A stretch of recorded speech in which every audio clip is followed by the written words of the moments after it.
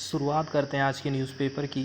आज पहली न्यूज़ हम देखने वाले हैं या साइक्लोन के कारण पश्चिम बंगाल में, हमें पता है सुंदरबन स्थित है, गंगा नदी का सबसे बड़ा डेल्टा विश्व का यहाँ पर स्थित है।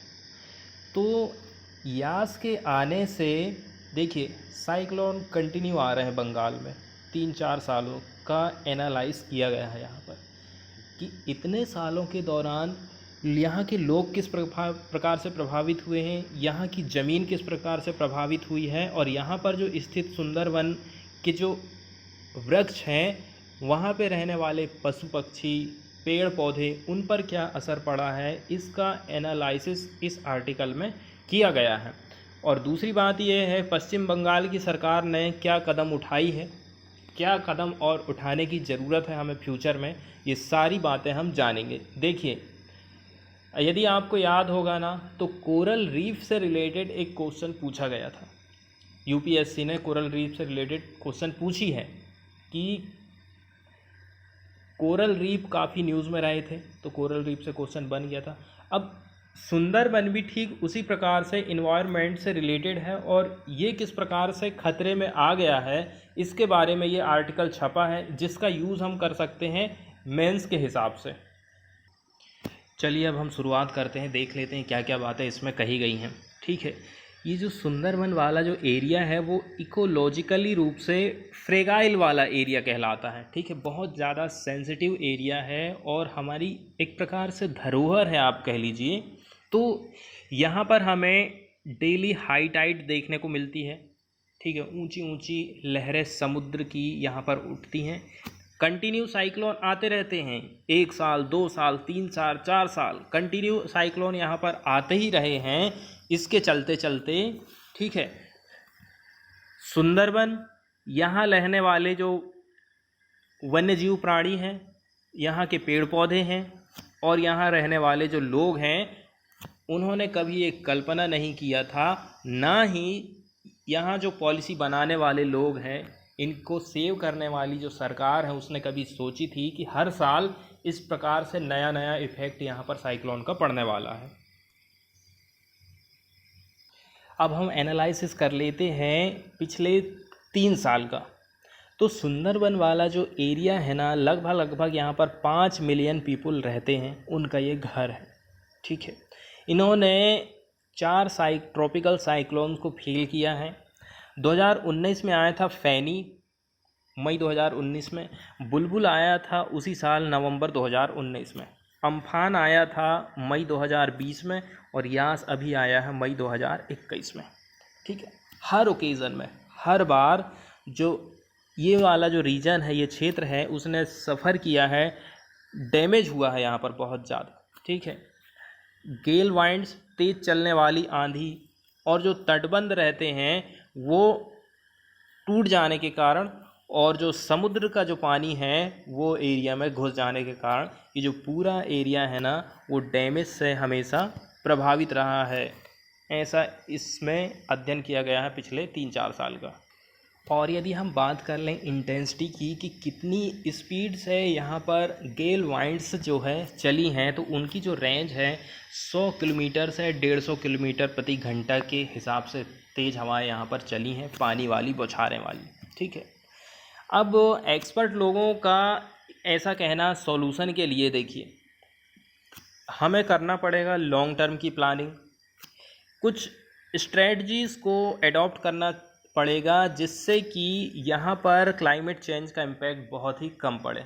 ठीक है, long term planning, adopting strategy और क्लाइमेट चेंज का इफ़ेक्ट यहाँ पर कम से कम पड़े, इस पर भी हमें ध्यान देने की ज़रूरत है और ऐसा डिजास्टर मैनेजमेंट करने की ज़रूरत है।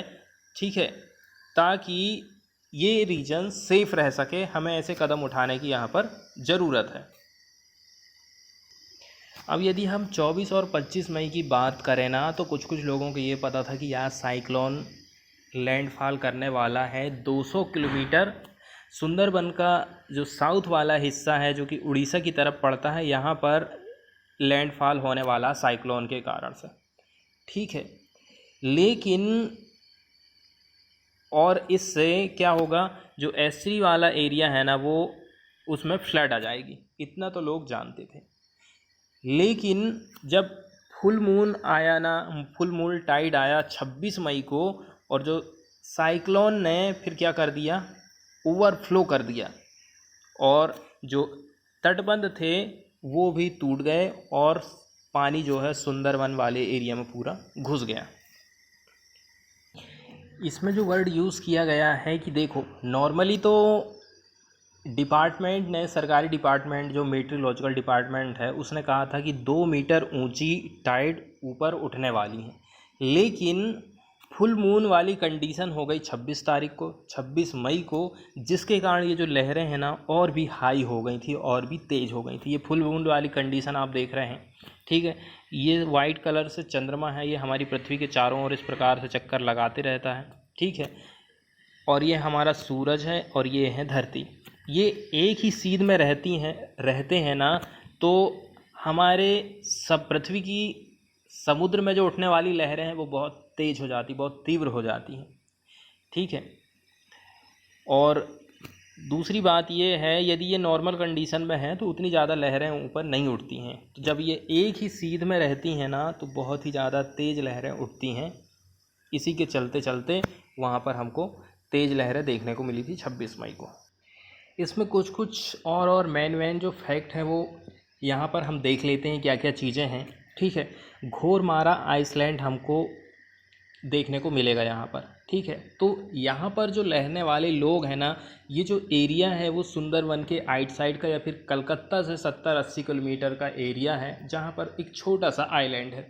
यहाँ पर लोगों की जो पॉपुलेशन है ना लगभग 3500 के करीब है।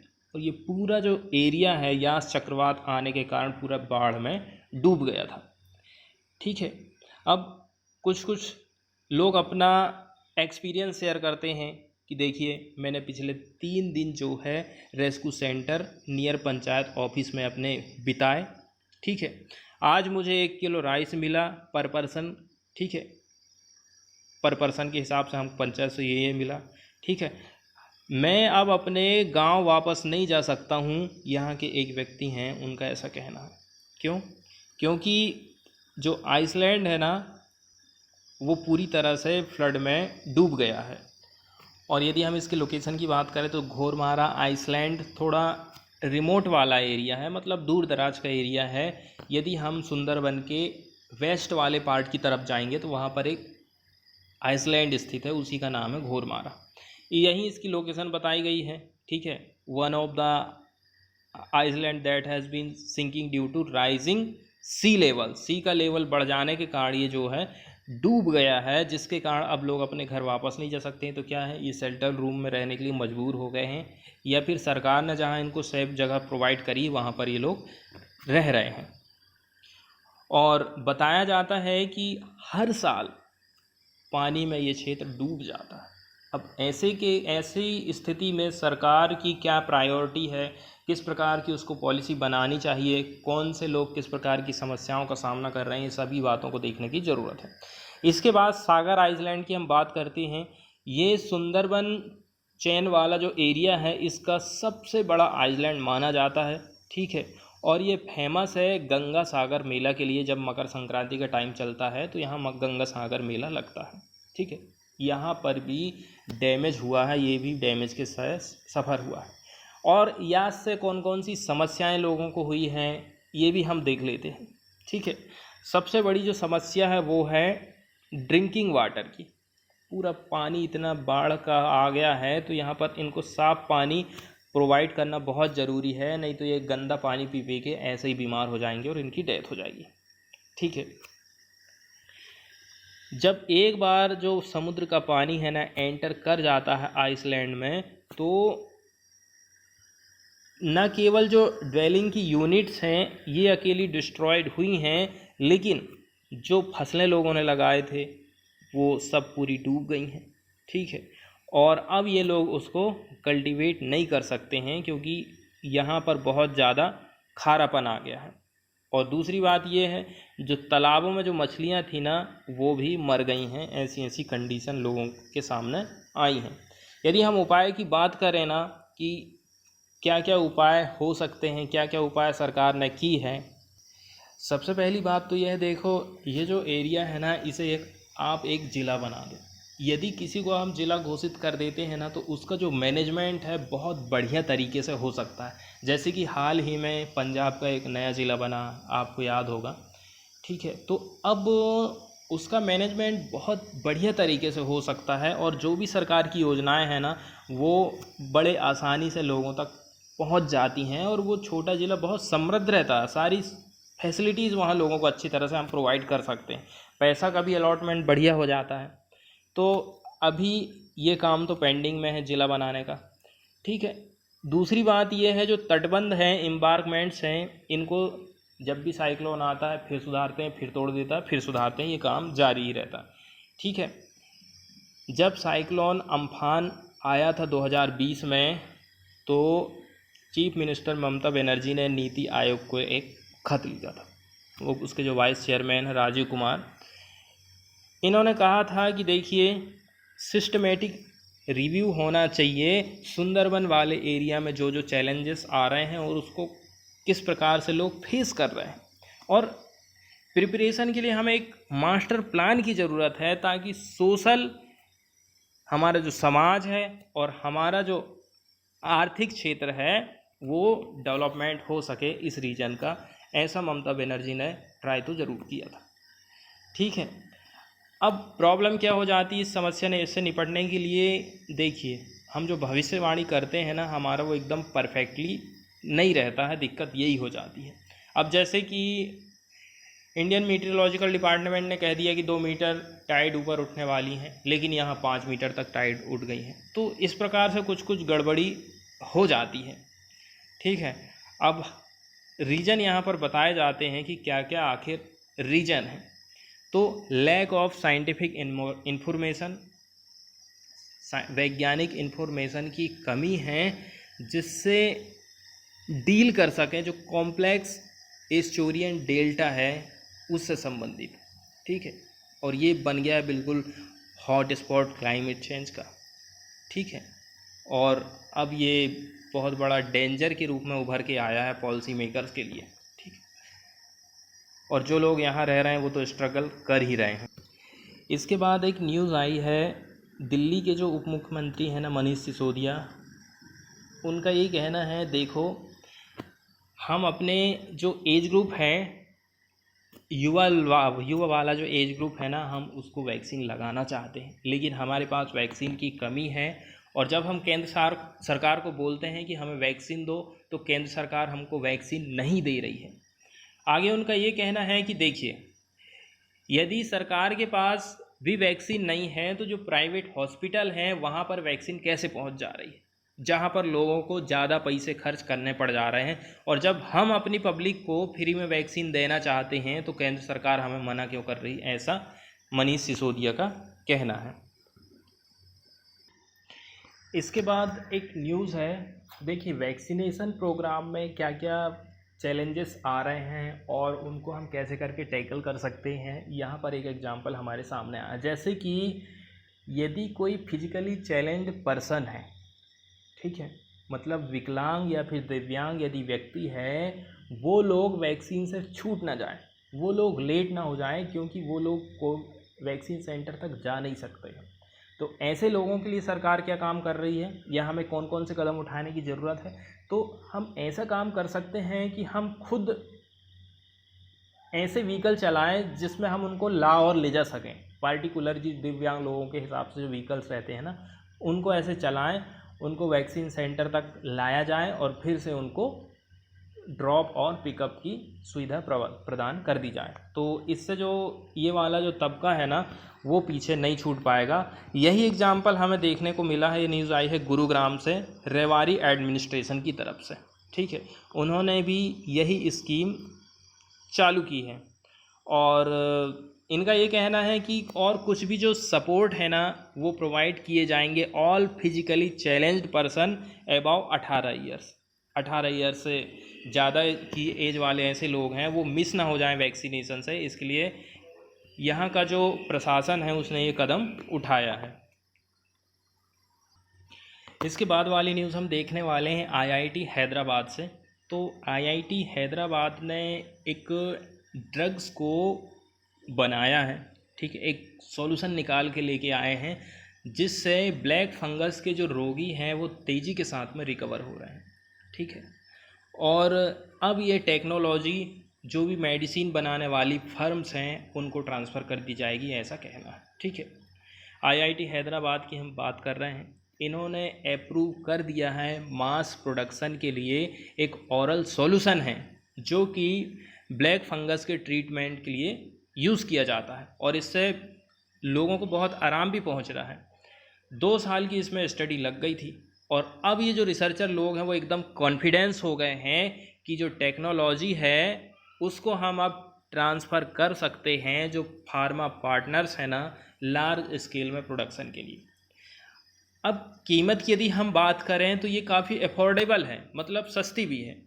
जो ओरल सॉल्यूशन है, ओरल सॉल्यूशन मतलब इसको आपको किस प्रकार से लेना है, इसे आपको लेना है मुंह के द्वारा कैसे करके एक टैबलेट के रूप में, और कीमत भी बहुत सस्ती यहाँ पर बताई जा रही। देख लीजिए 60 मिलीग्राम mg टैबलेट की जो कीमत है ना लगभग 200 रुपया पड़ रही है, ठीक है। यदि हम वर्तमान टाइम की बात करें तो जो काला आजार एक फीवर होता है, ठीक है, जो कि एक कीट के काटने से होता है, ठीक है। तो काला आजार जो ट्रीटमेंट है, यही ट्रीटमेंट ब्लैक फंगस के लिए यूज़ किया जा रहा है और अदर फंगस के लिए हमारी कंट्री में यूज़ किया जा रहा है, ठीक है। लेकिन अब ये जो अवेलेबल हो जाएगा, अफोर्डेबल भी है और प्रोसीजर भी जो है बढ़िया है, तो हम इसको इमरजेंसी के लिए यूज़ कर सकते हैं। इमरजेंसी ट्रायल जो है वो ये ओरल ड्रग का बहुत आवश्यक हो गया है, ऐसा इनका कहना है। अब फिर से हम काला आजार की बात कर लेते हैं। काला आजार जिसको काला बुखार के नाम से भी जाना जाता है, तो 2019 से ही ये बात प्रूव हो चुकी है कि जो AMB है, AMB जो मेडिसिन है, नैनो फाइब्रस एम्फोटेरिसिन B, इसका यूज़ जो है काला आजार में किया जाता है और ये जो दवाई है वो इफ़ेक्टिव भी है। इसके बाद वाली जो न्यूज़ है हम देखने वाले हैं कोस्ट गार्ड से रिलेटेड, ठीक है। देखिए ये समुद्र का तट है और ये हमारी भारत की बाउंड्री है। तो समुद्र के तट से हमारी जो सुरक्षा है या हमारे जो जहाज़ों की सुरक्षा है वो कौन करता है, वो काम करता है कोस्ट गार्ड। तो इसको हम और भी ज़्यादा पावर कैसे दे सकते हैं, तो इसके लिए इन्होंने, ठीक है, एक कहना चाहिए जो एक जगह से दूसरी जगह देखरेख करने वाला सर्विलांस के तौर पर एक जहाज़ जो है कोस्ट गार्ड को इन्होंने सौंप दिया है। किसने? हमारे जो नए वो बने हैं ना अजीत डोभाल, उन्होंने ही ये काम उनको सौंप दिया है कोस्ट गार्ड को। NSA जो हमारे बारे में बने हैं, national security adviser Ajit Doval. इसके बाद हमें समझना होगा कॉन्टिनेंटल शेल्फ क्या है। देखिए ये आप जो देख रहे हैं सबसे फर्स्ट में ये है टेरिटोरियल बेस लाइन, यहीं से हम सारी चीज़ को मापेंगे। मान के चलो कि यहाँ पर अपना इंडिया स्थित है, यहाँ से 12 नॉटिकल मील का जो एरिया है उसको हम कहेंगे टेरिटोरियल जोन। इसके बाद जो 24 नॉटिकल मील का जो एरिया है वो हमारा आएगा कॉन्टिजियस जोन के अंतर्गत आ जाएगा, ठीक है। इसके बाद इसी के बाद से लेकर के जो 200 नॉटिकल मील वाला जो एरिया है, कॉन्टिजियस जोन से लेकर के 200 नॉटिकल मील का जो एरिया है ये कहलाता है एक्सक्लूसिव इकोनॉमिक जोन। और यदि हम कॉन्टिनेंटल शेल्फ की बात कर लें तो ये टेरिटोरियल बेस लाइन से चालू हुआ है और ये जाता है एक्सक्लूसिव इकोनॉमिक जोन से भी आगे तक के, और उसके बाद फिर चालू हो जाता है हाई सी। और यदि नीचे हम सरफेस को देखें तो राइज के थोड़ा सा आगे तक ही कॉन्टिनेंटल शेल्फ जो है फैला हुआ है। और पार्टिकुलर यदि हम इसका डिस्टेंस को देखें तो 300 नॉटिकल मील और 2500 metre isobath plus 100 nautical mile, whichever जो भी बड़ा पड़ जाए वहाँ तक आपका जो कॉन्टिनेंटल शेल्फ है वो रहता है। तो आगे अब हम न्यूज़ देख लेते हैं। आगे जो NSA हैं अजीत डोभाल, उनका कहना है देखिए, जो कोस्ट गार्ड है ना वो बहुत ही इम्पोर्टेंट रोल प्ले करता है फॉर सपोर्टिंग अपनी जो नेबरिंग कंट्रीज़ है उनको सपोर्ट करने के लिए, हमारा जो इंडियन ओशियन रीजन है उसके लिए। इसके अलावा इससे भी बड़ी रिस्पॉन्सिबिलिटी इसके पास है, ठीक है। क्यों? इंडिया का जो मैरीटाइम जोन है जो कि एक्सपेंड है, जिसमें क्या क्या शामिल है, कॉन्टिनेंटल शेल्फ भी शामिल है, इसकी भी रिस्पॉन्सिबिलिटी किसकी है, हमारे कोस्टल गार्ड की है। इसी के लिए इन्होंने ऑफशोर पेट्रोल वेसल सजग दिया है कि ताकि जो है दोनों काम बढ़िया से हो सके। अब इसमें जो एक वर्ड यूज़ किया गया है ऑफशोर पेट्रोल वेसल्स, अब नया जो जहाज़ दिया गया है समुद्री जहाज़ वो इसी टाइप का तो है। इसके कई सारे गुण होते हैं, जैसे कि हमारा जो इकोनॉमिक एक्सक्लूजन जोन है इसका मैनेजमेंट करना, ठीक है, इसके हिसाब से इसको परफॉर्म किया जाता है। दूसरी बात ये है हमारी जो मैरीटाइम सिक्योरिटी है कोस्टल की, उसके लिए भी इसको बनाया जाता है। और तीसरा जो इसका काम है डिजास्टर रिलीफ से भी रिलेटेड काम इसको प्रोवाइड किए जाते हैं, ठीक है। ये सारे काम इस प्रकार के जहाज़ों के रहते हैं जिनको हम कहते हैं ऑफशोर पेट्रोल वेसल। पेट्रोलिंग तो करने का काम है ही इनका। देखिए इस जहाज़ के आ जाने से जो एंटी स्मगलिंग वाली जो एक्टिविटी है, एंटी नारकोटिक्स वाली एक्टिविटी है, चाहे वो हमारे देश के लिए हो चाहे वो इंटरनेशनल रूप से हो, ये दोनों को हम रोक सकते हैं। इसके लिए कुछ ना कुछ हमें इंफ्रास्ट्रक्चर को बढ़ावा देने की ज़रूरत रहती है। अब कोस्ट गार्ड की जो कल्पना है ना वो 1971 के वार के बाद से जन्मी थी। अब ये लोगों को ये लग गया था कि देखो हमारी जो मैरीटाइम की बॉर्डर है ना, समुद्री जो बॉर्डर है उतना ही इम्पोर्टेंट है जितनी हमारी लैंड की बॉर्डर है।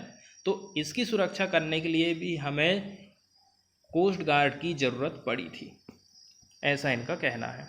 अब यदि और क्लियरली हम बात करें ना तो जैसे कि चक्रवात आते हैं, इस दौरान बचाव अभियान चलाने के लिए इस प्रकार के जहाज़ इम्पोर्टेंट हो जाएंगे। समुद्री जो प्रदूषण है, चाहे नशीली दवाओं के खिलाफ अब जो अभियान संचालित करना हो, ये सारी चीज़ें हम इस जहाज़ के द्वारा कर सकते हैं।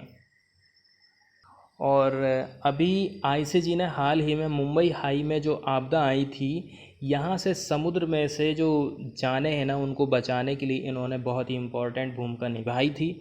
तो आधुनिक मशीन और नवीनतम टेक्नोलॉजी के साथ में भारतीय नौसेना और ICG के लिए, इंडियन कोस्ट गार्ड के लिए जो स्वदेशी जहाज़ बनाया गया है, गश्ती जहाज़ बनाया गया है, ये बनाया गया है गोवा शिपयार्ड के द्वारा। इसके लिए उन्होंने बहुत सराहना की है।